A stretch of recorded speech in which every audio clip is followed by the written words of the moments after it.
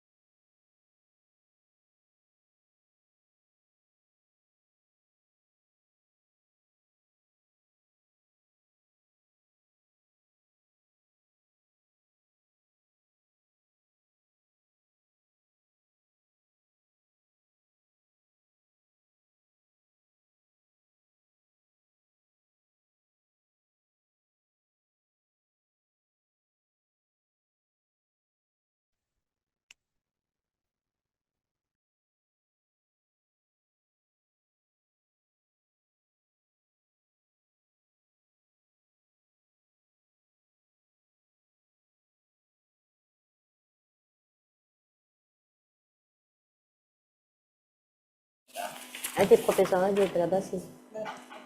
Ah, tiens. Allô? Bonjour. Cache.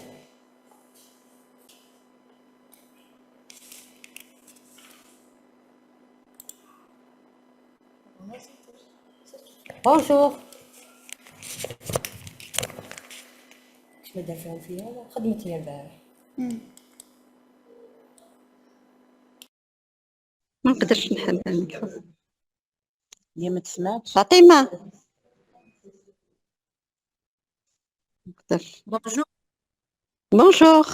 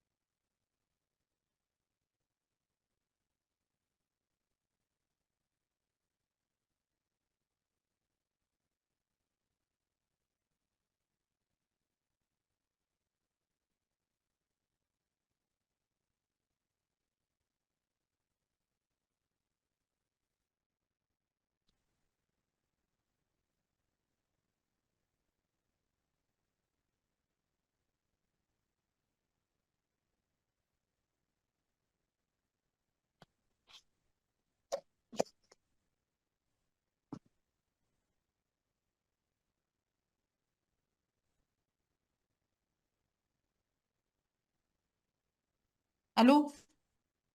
صباح الخير. Bonjour, ça va? Alhamdulillah. On est en ligne, vous nous entendez pas? Si, si, on Maintenant, vous vous entend. m'entendez? Ah, ah, yeah, super. Vous nous entendez, on commence. On peut commencer. Ma fille. Très bien. Donc, bonjour tout le monde et bienvenue dans cette journée de formation. On avait essayé de programmer une journée de formation pour la douleur. Vous allez comprendre pourquoi on voulait faire tous les thèmes. J'espère pouvoir continuer ce qu'on avait commencé. Je vais commencer par un peu de la théorie, circonstances l'obligent, bonjour tout le monde, pour essayer de comprendre notre approche par la suite. On ne peut pas commencer un thème sans le définir et lui aborder quelques échelles qui sont simples et rapides et simples pour pouvoir utiliser pour les médecins généralistes. Donc, il faut savoir que la douleur, c'est un symptôme au départ. Au tout départ, la douleur est un symptôme qui survient pour nous faire rappeler c'est une sonnette d'alarme. On peut pas, il y a certaines pathologies dont on va pas se rendre compte s'il n'y avait pas cette douleur. C'est une impression subjective. Ça veut dire tout un chacun comment il va répondre à cette douleur. Il y a des gens qui ont un seuil très bas. Ça veut dire qu'ils vont réagir d'une manière accrue ou plus saillante face à un stimulus douloureux, alors que certaines personnes, non, et ils arrivent au stade de complication. C'est pour ça qu'on dit que c'est subjectif. Elles ne se partagent pas. Et S'il vous plaît. Oui, Oui, c'est Madame Amroun du ministère de la Santé, s'il vous plaît. Désolée oui. de vous interrompre, Madame. Non, est-ce que vous avez fait l'ouverture L'ouverture, on de l'a la fait. formation, Madame? Euh, J'ai Non. dit, c'est une formation thématique Oui. douleur. Voilà, Madame. Allez, Madame. Donc, je voudrais bien, en tant que ministère de la Santé, de faire l'ouverture Très de bien. cette session de Excellent. formation. Voilà, oui. Excellent. Donc, Recording in voilà, progress. voilà, merci beaucoup. Donc, marhaba bikoum. Donc, salam alaikum ou marhaba bikoum. Donc, je suis Madame Amroun, direction de la formation. Je remplace le docteur Gougam pour cette matinée et cette première partie parce qu'elle a été appelée pour pour un autre dossier. Voilà. Donc, aujourd'hui, je remercie d'abord l'ensemble des participants et l'ensemble des professeurs ici pour la matinée, le professeur Belabès, le professeur Etziane et le professeur Amziane. Voilà, donc aujourd'hui, nous allons aborder la première partie qui est la pratique quotidienne du médecin généraliste. Voilà, donc ce thème-là, il est dans le cadre de la douleur. Si je me trompe, professeur, vous me Exact. corrigez. Voilà. Exact. Donc la douleur, comme tout citoyen, je pense, et parmi ces citoyens, je suis une patiente. Et cette formation m'intéresse beaucoup, donc je vais essayer de rester très assidue pour écouter qu'est-ce que c'est d'abord la douleur, parce que j'ai une pathologie avec une hormonothérapie qui me donne les effets secondaires de cette hormonothérapie me font souffrir. Et je n'arrive pas à trouver comment soulager ma douleur qui commence généralement la nuit. Voilà. Donc, je vous remercie, je remercie toute l'équipe des professeurs pour cette première partie et ceux qui vont arriver pour la deuxième partie. Donc, je vous cède le micro tout en vous remerciant et bien sûr sans oublier que la direction de la formation et tout le staff de la direction de la formation vous remercie. Alors, au plaisir et bon courage. Je suis juste à côté. Merci beaucoup, Madame, professeur. Merci beaucoup, Madame Amroun. Merci Amroun. Amroun. Amroun et Fatima, oui. Merci beaucoup, Madame Amroun Fatima, pour votre aimabilité et votre introduction. Je pourrais pas ajouter plus. Vous avez fait le tour de la question. Vous avez tout dit. Merci beaucoup. Merci. Voilà, كما يقولوا حنايا ما يحسب الجمرة غير اللي كواتو. Exactement. En termes يعني classiques, ok? Wallah. Voilà. Merci Exactement. beaucoup et bon Merci à courage. vous. Merci Exactement. vraiment, franchement, de mon cœur, hein, vraiment. Merci. Merci beaucoup pour cette formation. Allah Allez, yسلمك. j'espère que tout le monde va bénéficier autant que moi. Merci. Inch'Allah. J'espère. Inch'Allah, madame. Merci. Amen. À toutes, à plus. À vous l'honneur, madame. Merci. Donc, comme ça a été introduit, donc nous allons commencer toujours par cette thématique, la douleur en pratique quotidienne du médecin généraliste, parce qu'en fait, le médecin généraliste, c'est le premier maillon dans ce circuit de prise en charge. Même si on a un médecin traitant, on passe toujours par le généraliste de la famille, le généraliste de l'EPSP à côté, pour commencer, initier le traitement, et si ça ne marche pas, on va aller plus loin. Donc, je vais commencer par quelques définitions et quelques échelles théoriques pour pouvoir continuer après le reste de notre exposé. C'est une première partie quand c'est mis dans le programme parce qu'il y a d'autres parties, une prochaine partie sur les urgences orthopédiques, chirurgie générale, et après, des particularités chez la personne âgée, les pathologies neurofaciales, les migraines et céphalées, pour qu'à la fin, le médecin généraliste pourra cerner la totalité des facettes de cette douleur, parce que la douleur, elle est multimodale. Donc, comme j'ai dit tout à l'heure, la douleur, elle est subjective, elle ne se communique pas, et tout un chacun, comment il va réagir à la douleur, ça vient du latin doloram. D'ailleurs, c'est souffrance. Toute douleur est une souffrance. Et il y a eu une première définition qui a été faite dans les années 90, après elle a été reprise en 2016, et les derniers réajustements ont été faits en 2020, en disant que la douleur, c'est une sensation et une expérience émotionnelle désagréable en réponse à une atteinte tissulaire. Ça veut dire que pour avoir mal, il faut qu'il y ait un substratum anatomique en général, ou potentiel, ou décrit en ces termes. Ça veut dire, dans certaines situations, tout le bilan d'extension complémentaire va revenir négatif, mais la douleur elle est toujours là, elle est réelle, la douleur. Même si ce substratum tissulaire, il n'en est pas là. C'est pour ça qu'on dit que la douleur, elle est multifacétaire. On a la composante sensoridiscriminative, c'est ce qu'on retrouve aux examens complémentaires. Cognitivo-comportementale, ça dépend de notre comportement et donc de notre seuil de douleur. Et en dernier, de notre vécu émotionnel. Une douleur chronique, elle ne se gère pas comme une douleur aiguë parce que ça devient maladie, on va voir par la suite. Donc, les dernières définitions qui ont été élaborées par l'OMS ont intégré 3 entités de douleur. La douleur nociceptive, la douleur neuropathique et la douleur nociplastique qui a été rajoutée à la place de la douleur psychologique. Avant, on avait le 3. Quand on faisait cette formation, on disait douleur nociceptive, neuropathique et douleur psychologique. La douleur psychologique d'atteinte à la santé mentale a été écartée. Elle va être vue, c'est une autre dimension. On parle donc de la douleur nociceptive, c'est là où il y a une stimulation nociceptive. C'est une atteinte en général organique. Neuropathique, c'est une lésion du système nerveux central ou périphérique. Et nociplastique, c'est une douleur plus élaborée et intriquée. Et nous allons voir la différence déjà entre la nociceptive et la neuropathique. La nociceptive, quand on vient de dire, c'est tout ce qui est somatique ou viscérale. C'est ce que vous allez voir par la suite avec Belabbasi, les douleurs musculo-squelettiques. Et on a les douleurs viscérales que vous allez voir mercredi avec le professeur et Bagrache. Les douleurs neuropathiques, il y a les plus importantes, c'est la douleur du diabétique, parce qu'elle est étendue, elle augmente toutes les facettes de la maladie. Et on a les douleurs post-zostériennes qui sont plus aiguës. La douleur nociplastique, quant à elle, c'est une douleur, c'est le 3e type de douleur qui a été rajouté en 2016. Pourquoi on dit 3e type? Parce que c'est une douleur, comme regardez la définition, c'est une atteinte plus fonctionnelle qui découle d'une réponse exagérée douloureuse. Ça veut dire qu'il n'y a pas une atteinte organique, mais c'est une stimulation de la corne postérieure de la moelle. Ça veut dire elle peut être de début nociceptive ou musculo-squelettique et elle va de neuropathique et elle va devenir nociplastique. Il faut la distinguer de la douleur neuropathique parce que la sémiologie, elle est pratiquement la même, mais elle est plus diffuse. Le type de la douleur est la même. On va voir par la suite dans la douleur neuropathique. Cette douleur nociplastique, donc, elle peut faire suite soit à une douleur neuropathique, soit à une douleur musculo-squelettique dans le cadre des maladies inflammatoires chroniques, surtout la SP1, la spondylarthropathie. Dans certaines situations, les malades chroniques, après le diagnostic d'une PIR, d'une SP1, de toutes les maladies inflammatoires qu'on connaît, ils répondent au traitement de fond, mais la dimension de la douleur, elle va changer dans 20 à 30% des cas. Pourquoi?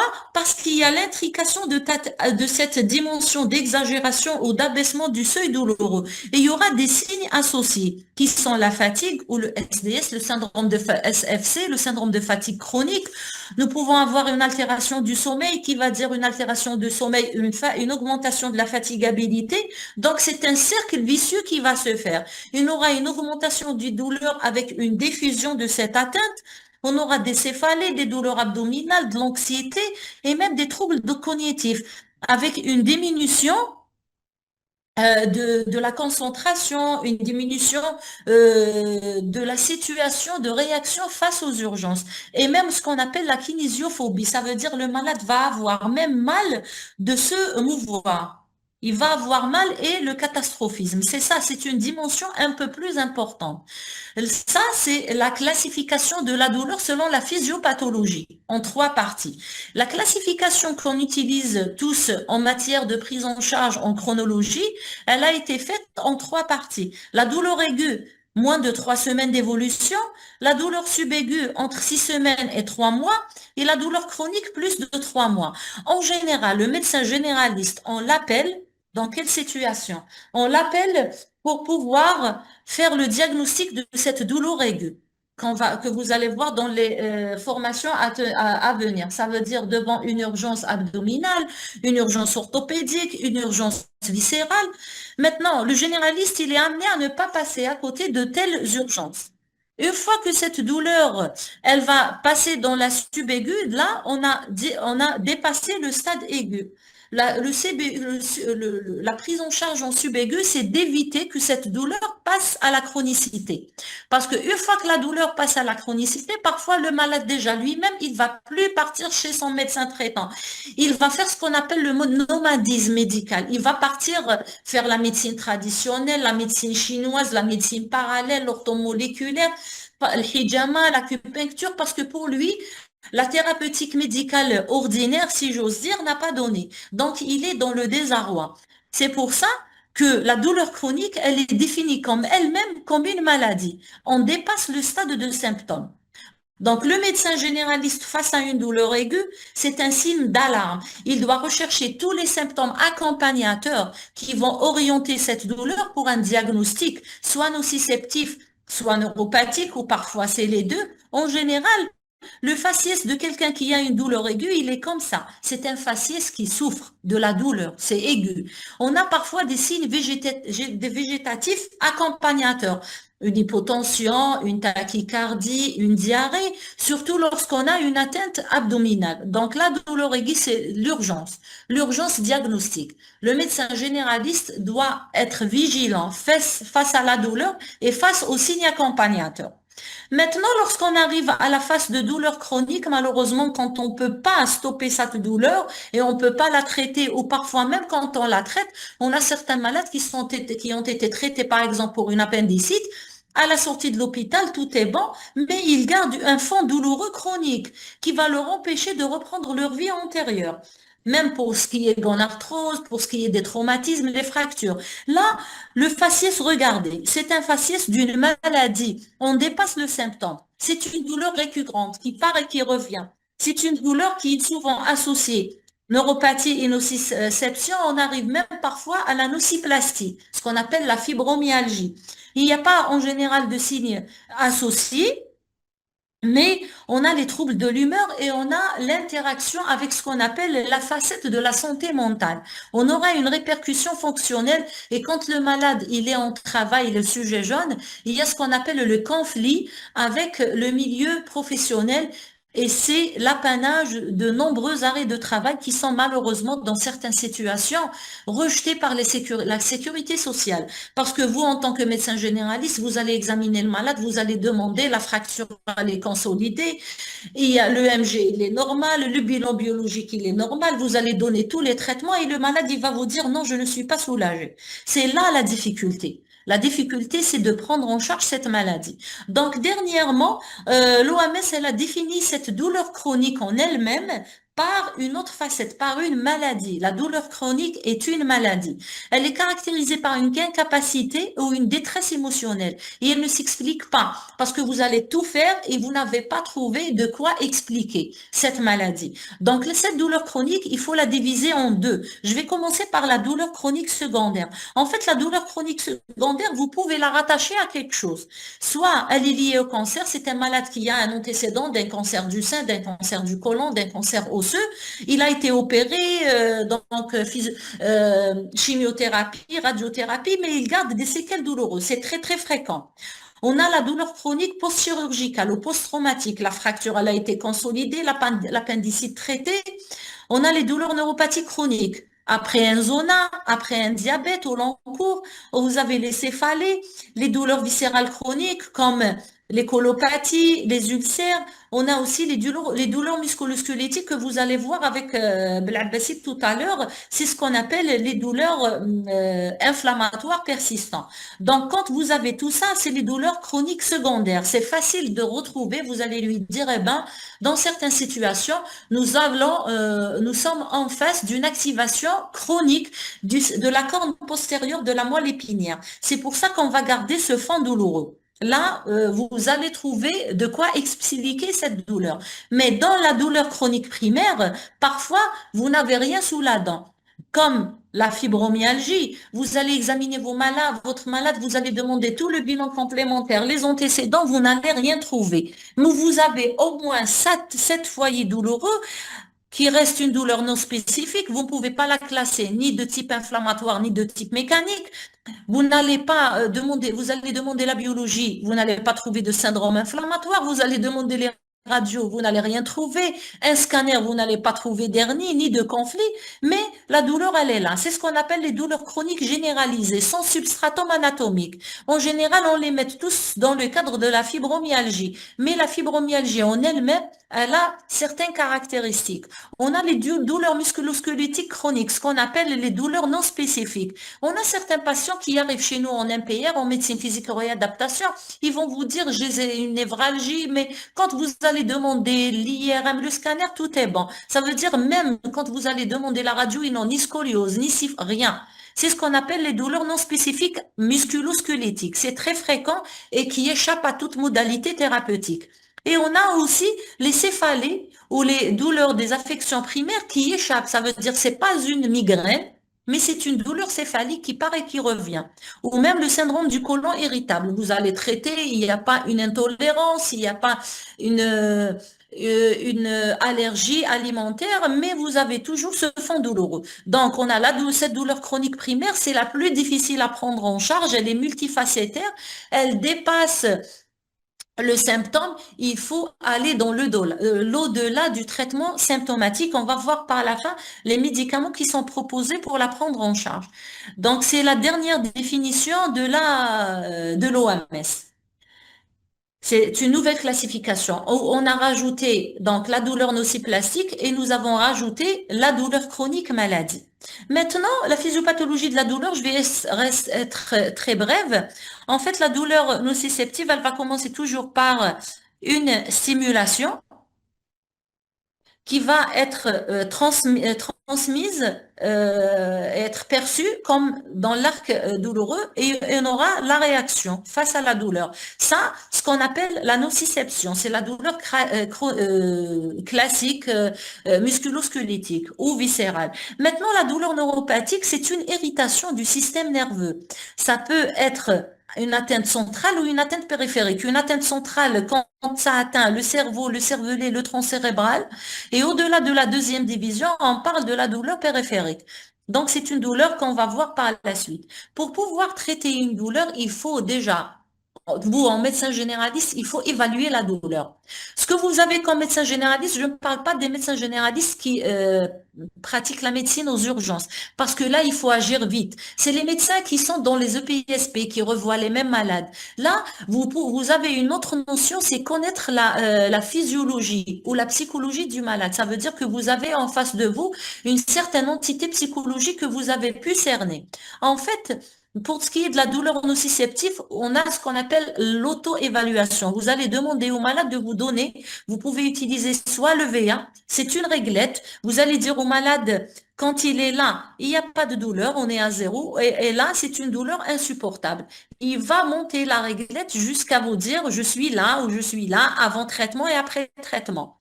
On a l'échelle numérique pour les patients qui ont un certain niveau et qui peuvent vous dire, je suis à 1, je suis à 2, avec ou sans traitement. L'échelle verbale, ça veut dire, il va vous dire, j'ai pas du tout de douleur, j'ai une douleur faible, un fond douloureux, jusqu'à une douleur extrême, insupportable, ou même l'échelle des visages, il va vous dire, je suis là ou je suis là. C'est quand vous avez un malade qui peut transmettre sa douleur et qui peut vous dire, il est coopérant, quoi, qui n'a pas de trouble cognitif.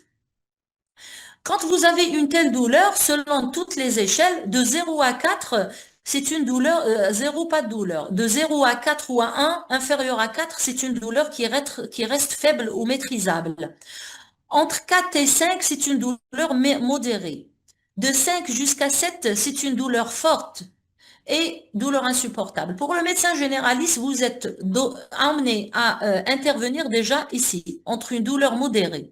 Quand vous donnez un traitement et que vous n'arrivez pas à traiter la douleur, vous êtes emmené à envoyer vers un médecin spécialiste déjà quand vous avez une douleur modérée à intense, selon ce que vous avez en face de vous. Maintenant, les différentes échelles, comme j'ai dit, les échelles, on a ce qu'on vient de voir, les échelles d'auto-évaluation, mais parfois, vous êtes en face d'un public qui ne peut pas s'évaluer. Et vous êtes emmené à faire ce qu'on appelle l'hétéro-évaluation. C'est à vous d'évaluer la douleur. Soit pendant le soin, ça veut dire que vous êtes emmené à traiter la douleur, à faire des injections, à faire un changement de pansement, ou chez les enfants, ou même chez la personne âgée. C'est pas la même chose. Donc, En fait, pour une douleur chez la personne âgée, en général, on utilise l'échelle Algo Plus. C'est une échelle qui est utilisée, qui va pouvoir vous donner une certaine vision. Vous allez voir le malade et vous allez vous dire oui ou non. Est-ce qu'il fronce les sourcils? Est-ce qu'il fait des grimaces? Est-ce qu'il a les mâchoires serrées? Est-ce qu'il a des cernes? Vous allez observer son regard. Est-ce qu'il vous fixe le regard? Est-ce qu'il a le regard lointain? Est-ce qu'il a le visage amimique comme le parkinsonien? Les plaintes, est-ce que quand vous êtes en train de le distraire en faisant une communication et vous êtes en train de faire votre examen, est-ce qu'il va réagir? Aïe, est-ce qu'il va vous dire j'ai mal là? Est-ce qu'il va gémir? Est-ce que son corps va faire des réactions? Vous allez examiner son membre supérieur ou inférieur. Est-ce qu'il va faire un retrait? Est-ce qu'il va vous laisser mobiliser? Est-ce que sa mobilisation va être limitée? Et le comportement, est-ce qu'il est agressif? Est-ce qu'il est gentil? Est-ce qu'il se laisse faire? Et là, vous allez pouvoir dire oui ou non. Si vous avez plus de oui que de non, ça veut dire que vous êtes au maximum à 5 sur 5. 5 sur 5, c'est une douleur accrue. Si vous avez plus de non que de oui, c'est une douleur qui est modérée et vous pouvez ne pas la traiter par des thérapeutiques accrues. Ça veut dire parfois juste une psychothérapie. Vous allez juste essayer de remédier à cette douleur d'une manière psychologique et c'est réglé. Là, c'est pour la personne âgée. Un score supérieur à 2 doit faire instaurer une prise en charge. Moins de 2, c'est satisfaisant. Pour l'enfant, on utilise le plus souvent la FLAC, ce qu'on appelle Face, Legs, Activity, Cry et Consolabilité. Face, toujours, vous allez examiner son visage. Si il ne se plaint pas, c'est 0. Si vraiment il a des crampes au niveau du visage, vous avez ses joues qui vont se mobiliser, c'est l'extrême, c'est à 2. Legs, c'est les membres. Ça veut dire est-ce qu'elles sont normales, il est relâché, ou au contraire, c'est les membres qui sont en train vraiment de se mobiliser d'une manière continue. Activité, ça veut dire est-ce qu'il a une activité, il est calme, il n'a aucune activité, ou au contraire, il est rigide, il vous laisse pas examiner. Cry, est-ce qu'il, par exemple, il ne crie pas du tout, il ne pleure pas, ou au contraire, il a des cris ou des pleurs inconsolables. C'est la consolabilité et vous allez dire 2 fois 5, c'est 10, l'extrême, c'est 10 et 0, c'est le minimum. Face à une flaque à 4, déjà chez l'enfant, vous êtes emmené à traiter. Et même si vous êtes, par exemple, en train de donner aux urgences pour examiner, pour faire un plâtre, pour faire une injection et tout, dans ce cas-là, vous êtes emmené à traiter même si vous êtes en train de faire ce qu'on appelle la douleur pendant le soin. La douleur procédurale, la douleur pendant le soin, quand face à un enfant, s'il a une flaque à 4, il faut la traiter parce que c'est un soin qui devient douloureux et si c'est un soin qui va être fait plusieurs fois, ça va devenir une douleur chronique. On va tomber dans la maladie et c'est très difficile de prendre en charge chez l'enfant. Vous allez voir ça avec avec Dr Abbès dans la particularité de la douleur chez l'enfant. La douleur neuropathique, je vais juste la citer parce que dans ma prochaine communication, je vais parler de la douleur neuropathique. Et la douleur nociplastique, ce qu'on a vu tout à l'heure, c'est l'échelle HAD. C'est Hospital Anxiety and Depression Scale. Comme j'ai dit, c'est une douleur intriquée. Vous avez un total de 21 et vous pouvez avoir 2 scores. La question de 1 à 7, c'est vous avez un score d'anxiété. Et de 9 à 14, c'est un score de dépression. Et vous avez le score total de 1 à 14, 21. Et là, vous avez un score d'anxiété et de dépression. C'est un score qui est très, très important, surtout pour les douleurs aiguës que vous n'arrivez pas à traiter. J'explique. Vous êtes aux urgences, vous avez éliminé une fracture, vous avez donné un traitement au malade. Il va revenir par la suite, vous allez faire votre échelle HAD. Vous n'avez pas de traumatisme, vous n'avez pas de substratant, pas de fracture, pas d'entorse, pas de luxation et vous avez localement pas de douleur, pas de chaleur et pas d'œdème. Mais le malade se plaint, il va vous dire, je n'arrive pas à marcher, je n'arrive pas à aller au travail. Il faut faire l'échelle HAD. pour initier ce qu'on appelle une psychothérapie. Vous allez donner des vitamines, vitamine B1, B6, vous pouvez même donner du magnésium pour essayer d'être dans l'anxiété. Et vous allez revoir votre malade 3 semaines après. Si le malade va diminuer ce signe douloureux, c'est bon. Ça veut dire que vous n'allez pas évoluer vers la douleur nociplastique. Si au contraire, vous allez voir qu'il y a d'autres signes de 9 à 14, ça, c'est un signe d'alerte rouge. Il faut soit passer dans l'anxiolytique, amitriptyline ou l'Isonxia, ou carrément passer la main vers un neurologue ou un psychiatre, parce que vous pouvez basculer vers une douleur nociplastique ou une fibromyalgie où c'est très douloureux, très difficile de la prendre en charge. Là, c'est concernant les échelles. Les signes accompagnateurs, comme j'ai dit tout à l'heure, que ce soit pour la douleur aiguë ou pour la douleur chronique, c'est les signes de gravité. Si vous avez 6 signes en aigu, il faut pousser les investigations. Les signes c'est ce qu'on appelle les signes d'orientation sémiologique. Ça veut dire vous avez beaucoup plus une douleur au membre supérieur, au membre inférieur qui irradie vers le bras, qui irradie par exemple dans le dos, une douleur digestive qui irradie vers le dos. Il faut penser à la pancréatite. Si vous avez une douleur au niveau de l'épaule qui irradie vers la main, il faut penser à une névralgie cervico-brachiale. Donc là, c'est les signes d'orientation sémiologique qui sont très importants en aigu pour ne pas passer à côté d'une éventuelle urgence. Par exemple, vous pouvez avoir aussi l'hypotension. Ça veut dire que il faut prendre la tension artérielle. Ça veut dire que vous pouvez avoir une hémorragie quelque part ou un état de choc qui s'installe, une tachycardie, une pâleur, donc une sueur, un tremblement ou au contraire une diarrhée, un arrêt des matières, une constipation. Vous pouvez avoir un vertige avec une douleur cervicale, c'est le syndrome vertébro-basilaire. Il faut faire une IRM. Si vous avez par exemple des signes vésico-sphinctériens avec une douleur qui irradie vers le membre inférieur, il faut penser à un syndrome de la queue de cheval, c'est l'urgence des urgences. Donc ces signes de gravité, il va falloir éliminer devant toute douleur aiguë. Si vous n'avez pas ça, ça veut dire vous êtes face à une douleur que vous pouvez prendre en charge, vous, en tant que généraliste. Donc, l'orientation thérapeutique, en général, c'est les recommandations de l'OMS. Devant une douleur nociceptive sans signe d'orientation sémiologique, paracétamol, INS et opioïdes selon l'indication, douleur neuropathique, antidépresseur, antiépileptique, selon le DN4, on va voir par la suite. Douleur nociplastique, c'est la douleur à craindre. C'est une approche multimodale. C'est l'éducation thérapeutique. Il faut essayer de ne pas alarmer le malade. Vous allez voir avec professeur Belabassi par la suite. Et parfois, c'est l'approche non médicamenteuse et les antidépresseurs. On peut même orienter le malade vers ce qu'on appelle la prise en charge non médicamenteuse ou la maladie orthomoléculaire, nutritionnelle, l'acupuncture-thérapie. Ça peut aider. Donc, les messages clés, il faut identifier le type de la douleur, les 3 types.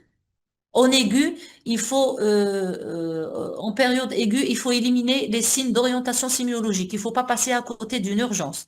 Après, il faut typer le type de la douleur, nociplastique, nociceptive ou neuropathique.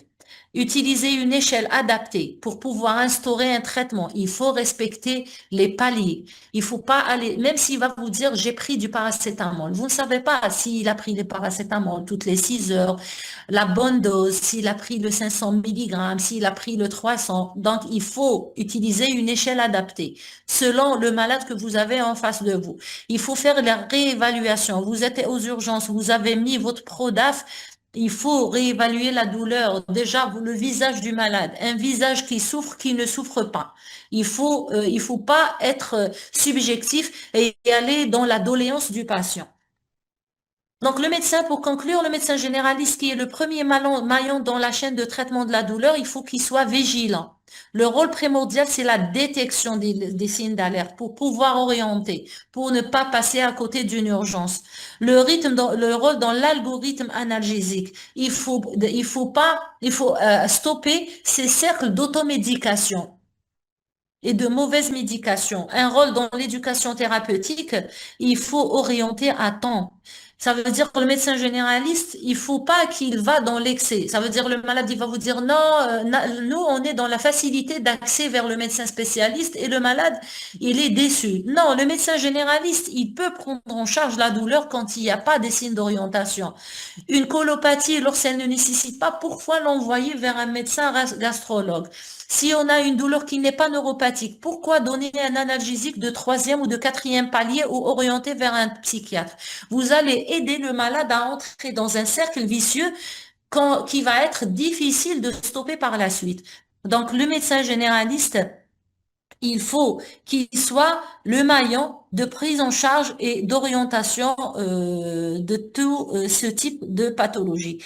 C'est tout ce que j'avais à dire concernant les généralités. Maintenant, si il y a des questions où on passe directement à la question, à la présentation de Belabassi concernant la prise en charge non médicamenteuse qu'on a vue et l'éducation thérapeutique. Parce que là, c'était que des généralités avec les nouvelles définitions de l'OMS. Je pense qu'on va compléter par la prise en charge non médicamenteuse et l'approche thérapeutique pour en fait compléter. Alors s'il vous plaît, Oui, professeur, oui, oui. c'est juste pour avoir une conduite. Donc, Oui. bon, vous avez présenté, je vous remercie. Et j'avais des petites remarques à faire, c'est-à-dire personnelles, hein. C'est Oui, pas. Donc, excellent. durant votre, c'est-à-dire présentation, effectivement, pour ce qui est du médecin généraliste, je remercie l'ensemble des médecins généralistes ici présents ou les gens qui écoutent.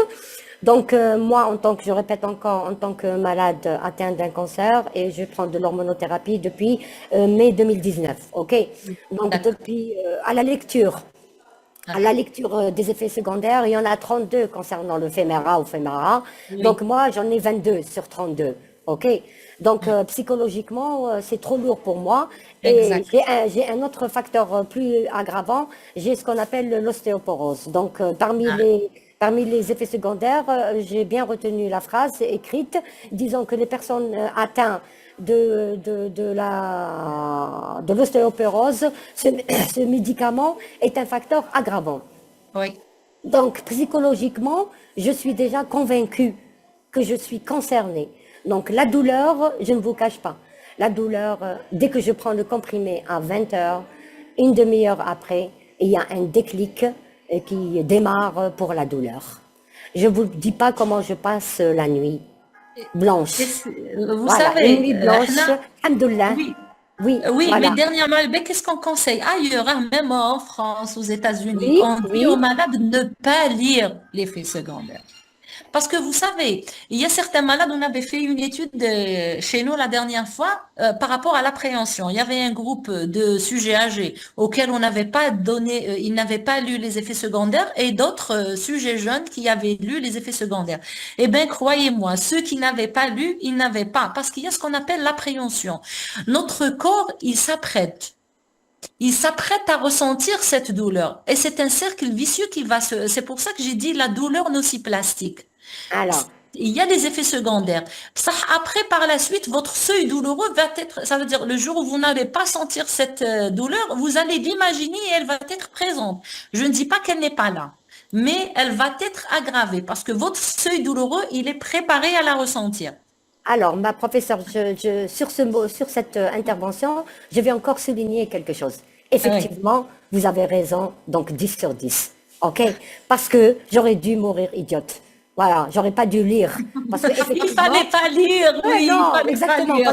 parce que je vous cache pas qu'il y a eu, pour chaque malade à la maison, il y a débat à la maison. Il y a débat à la maison. Exact. Une de mes sœurs, elle m'a dit, il fallait pas lire. Je Il t'avais dit fallait de pas ne pas lire. lire et tu as lu. قلت لهم بصح, elle est installée. Qu'est-ce que je vais faire maintenant? Allez, tu vas la prendre en charge tout en essayant d'enlever cela par la tête. Qu'est-ce que j'ai fait? Je me suis rapprochée du CHU de Beni Messous parce que j'habite Bouzaléra et j'ai trouvé qu'il y avait l'unité de douleur. Oui, exact.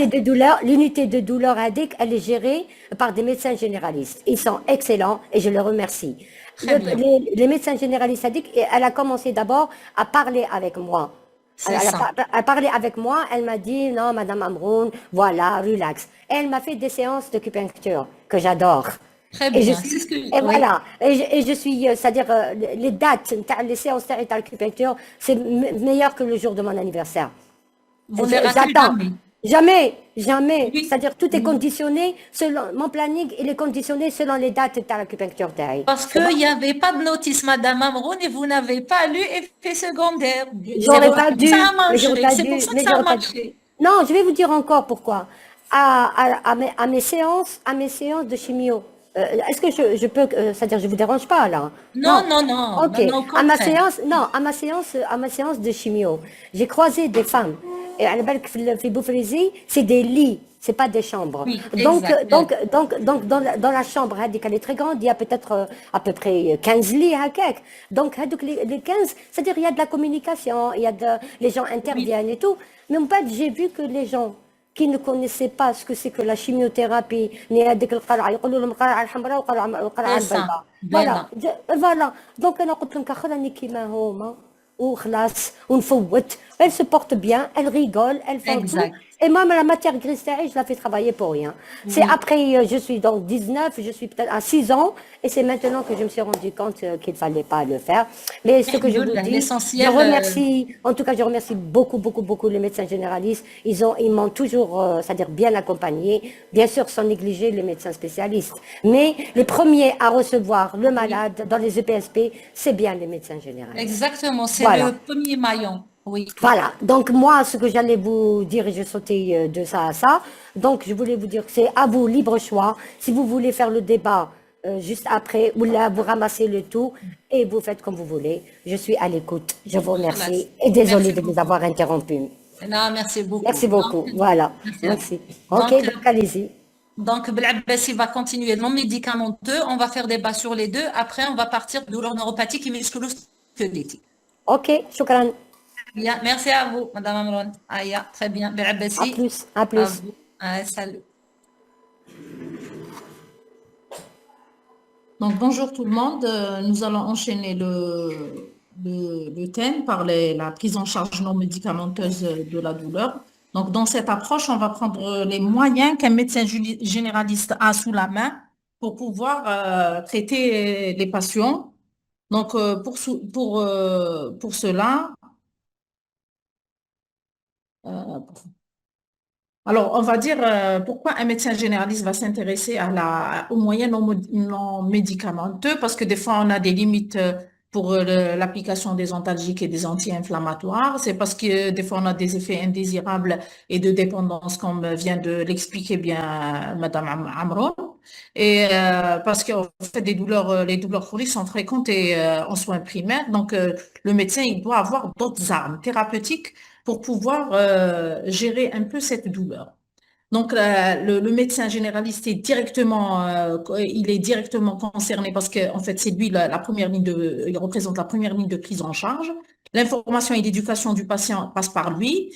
Et bien sûr, il doit savoir quand orienter vers les structures adaptées quand il s'agit d'une douleur, comme a dit le professeur Edienne, douleur chronique, ça veut dire douleur qui représente une maladie à elle seule.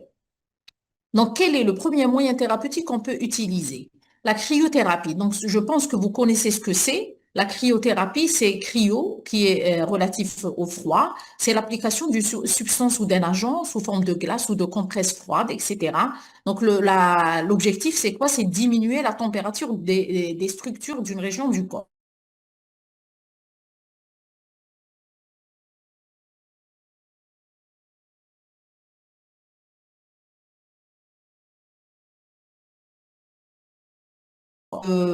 Des vaisseaux sanguins, procurant ainsi un effet anti-inflammatoire et analgésique. Donc, la glace est utilisée pour traiter plein de douleurs. Donc, les origines sont diverses. On peut traiter des hématomes quand une douleur est aiguë. On peut soulager une douleur chronique dans les pathologies rhumatismales dégénératives, comme les arthroses, dans les maladies rhumatismales inflammatoires, spondylarthrite ankylosante et polyarthrite rhumatoïde, qui sont vraiment douloureux et gênants, et dans les pathologies neurodégénératives, comme la sclérose en plaques, la sclérose latérale amyotrophique. Il faut savoir que cette douleur a des fois des chiffres qui sont très élevés et très gênants. Et on peut même soulager des douleurs des organes comme le foie, le pancréas. Donc, ça peut être viscéral, ça peut être d'une autre origine, même les douleurs aiguës quand on a un choc ou un traumatisme. Maintenant, le deuxième moyen thérapeutique, c'est la thermothérapie. Donc, on a retenu que le froid peut nous aider, mais on a aussi la chaleur. Donc, la chaleur, c'est le contraire. C'est l'application d'une substance ou d'un agent qui va augmenter la température des structures d'une région du corps. Donc, c'est tout à fait le contraire. Donc, on peut utiliser les vessies chaudes, on peut utiliser les couvertures chauffantes, on peut utiliser les bains chauds. Et en fait, ça va augmenter la température, qui va augmenter la circulation sanguine et le métabolisme, qui va entraîner une diminution de la douleur et des processus de guérison tissulaire. Donc, c'est le contraire du refroidissement. Et ce soulagement va augmenter, comme en articulaire, ça va donner une mobilité articulaire qui est plus facile. Le froid et le chaud, ça veut dire qu'ils sont contradictoires. Le froid, il diminue la douleur, l'inflammation et ralentit la circulation sanguine. La chaleur, par contre, augmente la souplesse articulaire et provoque une guérison tissulaire en augmentant la circulation sanguine et le métabolisme. C'est tout à fait le contraire. Donc, quand utiliser le froid, en général, on l'utilise dans les premières 72 heures suivant une douleur, ou donc ça veut dire soit si elle est secondaire à des blessures ou à l'aggravation d'une douleur préexistante. Donc, on revient et on peut dire que le froid peut nous aider. En cas de doute, on peut appliquer le froid parce que des fois, on ne sait pas. Est-ce qu'il faut-il mettre du chaud ou faut-il mettre du froid? Le froid, il n'est pas, même si on l'applique par erreur, il n'est pas nocif. Donc, on peut l'utiliser, d'accord? Mais le chaud, si on l'utilise à tort, il peut augmenter l'inflammation et ça va causer problème. Donc, quand on ne sait pas, quand on a un doute, utilisez le froid. Donc, comment l'utiliser pendant Pardon, 10 professeur, Oui. pardon, je m'excuse de vous interrompre. Alors, qu'il y a un petit problème avec les diapos. عم يكتبوا لك في le chat que le diapo n'a pas changé. S'il y a un problème, تقدري تغلقي كلش وتعاودي تفتحي s'il vous plaît parce que le diapo راهو بلوكي Figé. figé, voilà. Très bien, ok. تفضلي.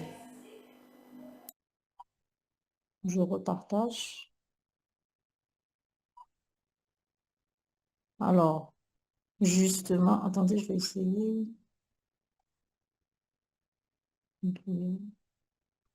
Donc, il était figé dans quel diapo?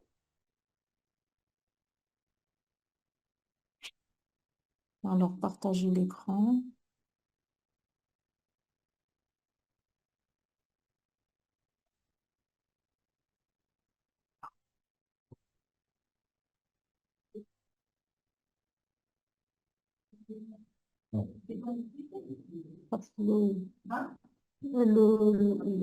Les diapos ne marchaient pas. Est-ce que maintenant vous voyez le changement des diapos?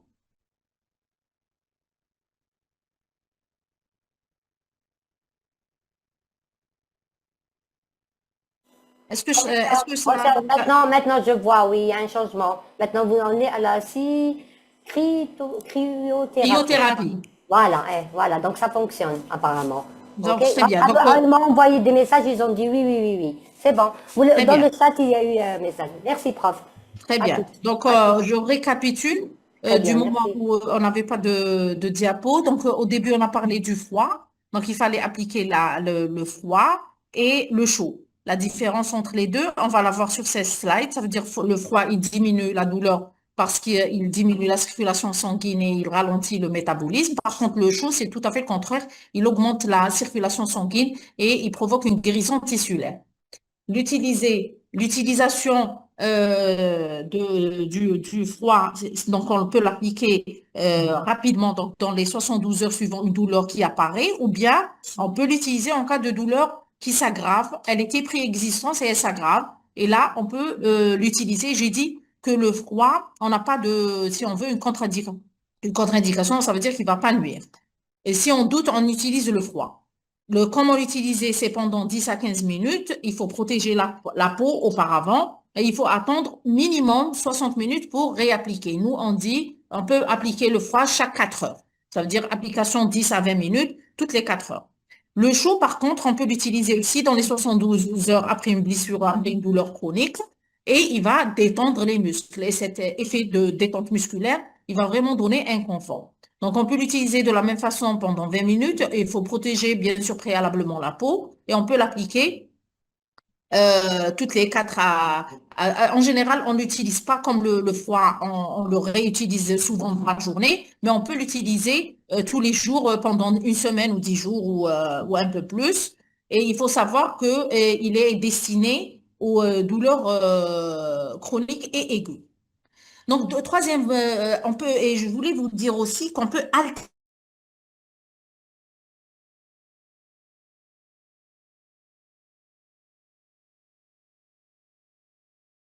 un effet efficace très important. Il y a aussi maintenant des moyens physiques qui alternent le chaud et le froid.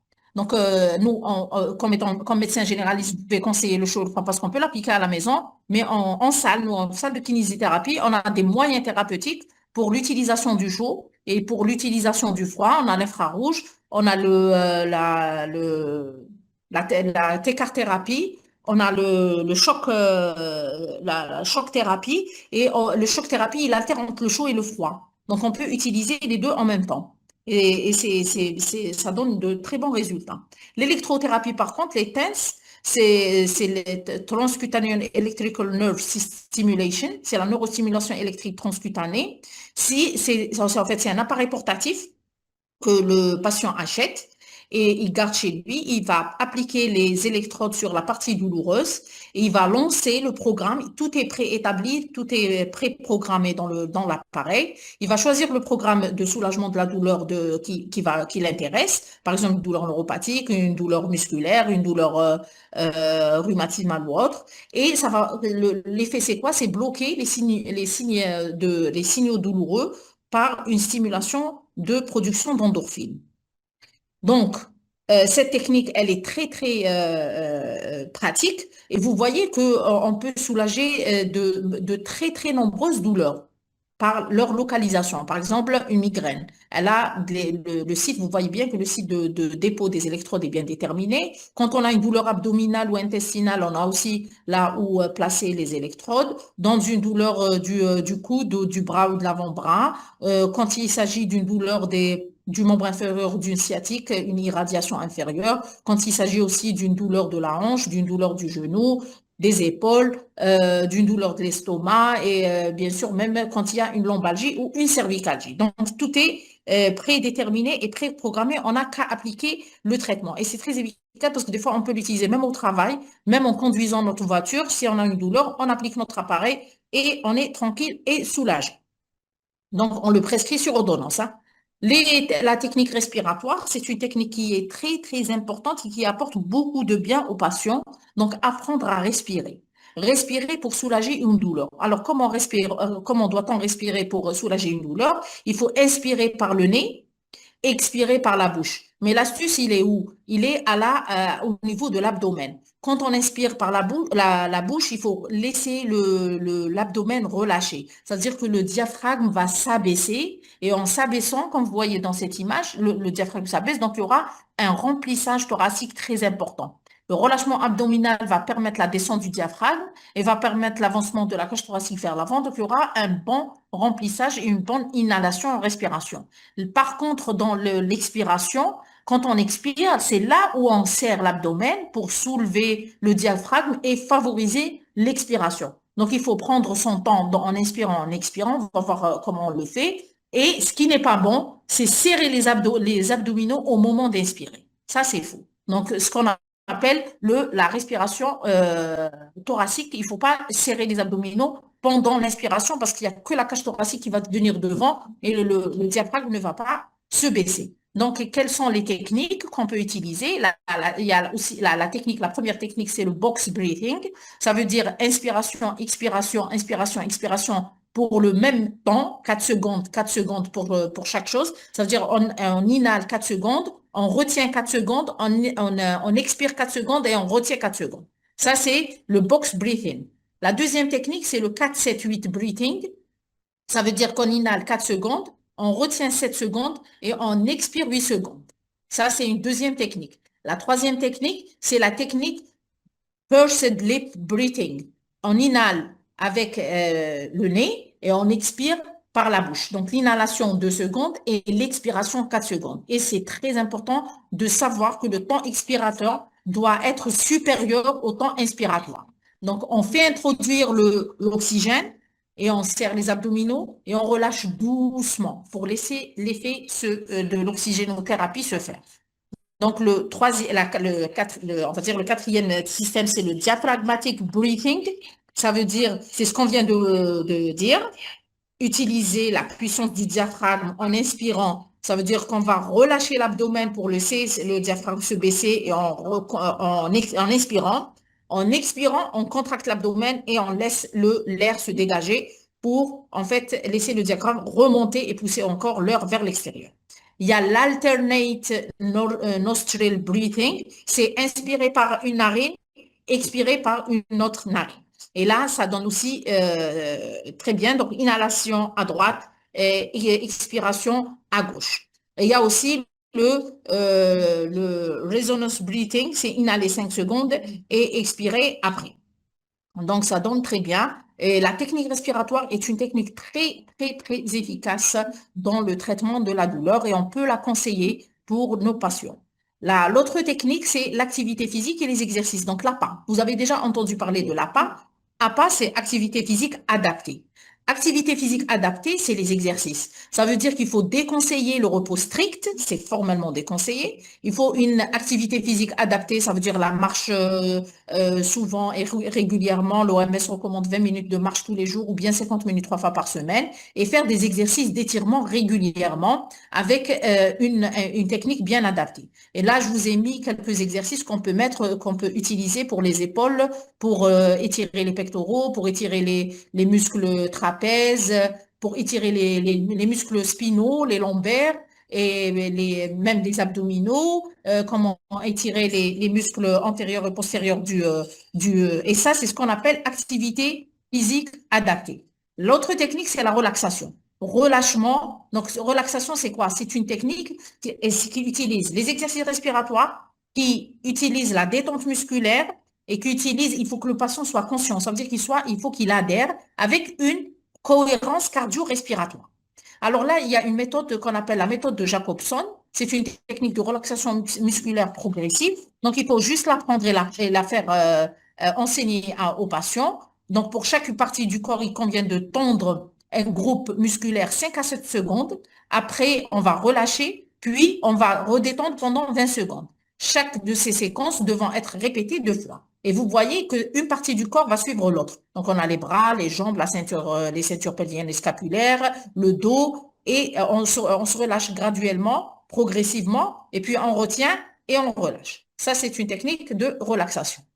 Tout à l'heure, le professeur Ediene avait évoqué l'éducation thérapeutique du patient, donc c'est un volet très important. Il faut que le patient comprenne sa douleur, il faut qu'il dédramatise la douleur, il faut qu'il encourage son autonomie, il faut qu'il améliore l'adhésion thérapeutique. Donc, pour ça, c'est ça l'éducation, le principe de l'éducation thérapeutique, elle consiste à ça. Donc, en fait, c'est pour mieux modifier son mode de vie et favoriser en faveur de sa santé. Et le deuxième objectif, il faut qu'il soit, lui, acteur de sa santé et il faut qu'il trouve des stratégies d'adaptation. Il faut qu'il trouve des stratégies d'adaptation, ça veut dire qu'il faut qu'il soit autonome dans sa vie quotidienne. Donc, je vous ai donné quelques astuces pour s'intégrer. Et bien sûr, il y a la médecine complémentaire, l'acupuncture, le yoga tai chi, la méditation. On peut utiliser d'autres moyens qui vont apporter que du bien par rapport à la douleur. Donc, les indications pratiques en consultation, donc je vous ai donné quelques exemples et on va les voir tout à l'heure dans le chapitre douleur musculo-squelettique. Donc, lombalgie chronique, sinon on n'a pas de l'éducation thérapeutique, de l'activité physique adaptée, des étirements, même si on traite, ça va récidiver, ça va continuer à apparaître. La cervicalgie, immobilisation et chaleur. Pour les douleurs diffuses, activité physique et relaxation. Pour les douleurs persistantes, si ça persiste malgré tout ça, il faut orienter en milieu spécialisé. Donc, quand orienter, quand la douleur chronique est rebelle et quand le retentissement fonctionnel est important, quand il y a des échecs des mesures de première intention qu'on vient de dire et quand il y a, bien sûr, comme a dit le professeur Ediene, les comorbidités psychologiques sont associées, donc on ne peut plus gérer. Maintenant, il faut passer la main. Donc, la douleur ne se traite pas uniquement par les médicaments. Les approches non médicamenteuses sont efficaces. Le médecin généraliste joue un rôle central et bien sûr parce qu'il va coordonner la gestion de la douleur avec le patient et il va bien sûr dans une idée globale et individualisée. Donc, les traitements non médicamenteux sont incontournables. Ils réduisent la chronicité et la consommation du médicament. Et bien sûr, c'est un des circuits dans la prise en charge multidisciplinaire. Donc, juste pour voir est-ce que vous avez retenu, on a pris un homme de 45 ans qui a une lombalgie qui évolue depuis plus de 8 mois. À l'imagerie, il n'y a rien du tout. Il n'y a aucun signe de gravité. Le traitement médicamenteux, d'après le patient, est peu efficace. Et il y a un retentissement professionnel fonctionnel. Donc, qu'est-ce que vous allez proposer pour ce patient dans un chapitre de traitement non médicamenteux? Est-ce que vous allez lui dire, il faut vous reposer strictement pendant longtemps parce que vous avez mal? Est-ce qu'il va vous lui recommander l'activité physique adaptée et avec éducation thérapeutique du patient et l'électrothérapie? Ou là, vous allez lui dire aussi, il faut arrêter systématiquement votre travail. Donc, quelle est votre conduite que vous allez proposer?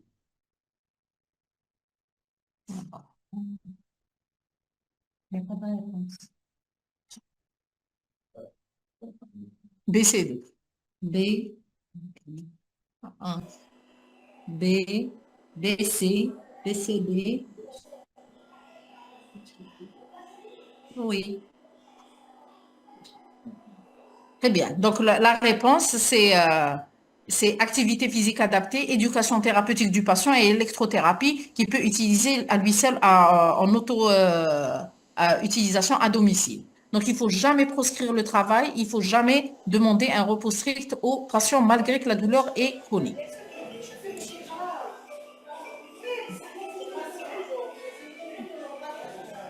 Voilà, donc je vous remercie. C'était le sujet du traitement non médicamenteux.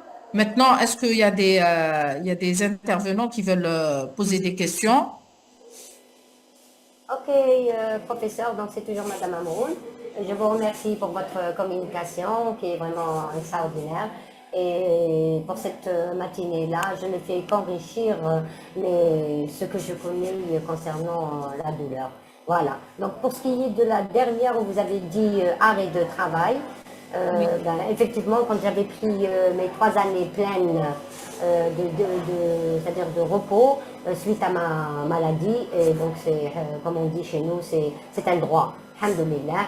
Et je me suis reposée plus ou moins.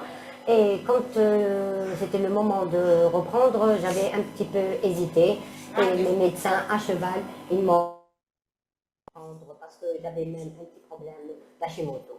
Voilà. C'est pour ça que, en fait, le cas clinique, on a mis le travail, il fait partie de la réintégration. Donc, si Très on se bien. réintègre, en général, on est mieux. On ne va pas Voilà, penser très bien. qu'à notre Non. corps, qu'à notre douleur, qu'à notre souffrance. Exactement. Donc, durant la journée, je me sens vraiment très très bien. Ou certaines personnes ne se sont même pas rendues compte que j'avais un cancer, c'est-à-dire. Donc, on me pose la question, est-ce que vraiment tu étais malade? Donc, oui, oui, mais c'est moi qui ai encaissé. Donc, il faut accepter. Alhamdoulilah. Merci. Très bien. Ok, donc je pense qu'on va passer le programme à professeur, on va passer la parole, on va donner la parole au professeur Elzienne. Il va nous parler de la douleur aux urgences médicales, la gestion de la douleur aux urgences médicales. Il va partager son écran pour pouvoir communiquer sa communication.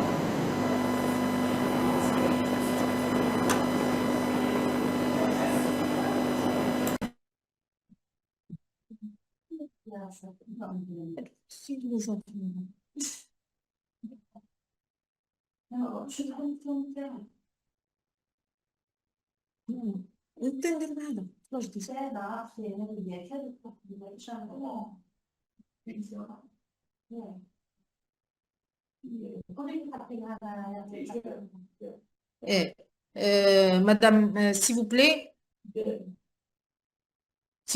pouvez donner la main à professeur Mzienne, la parole.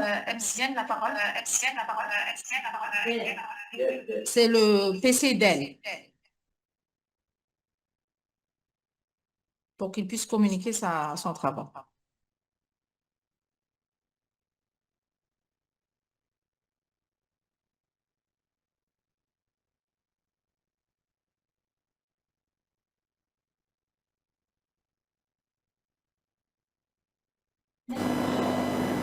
Allô? Oui, C'est bon? vous lui avez donné la parole à professeur Mzienne. Oui, oui, c'est bon, oui.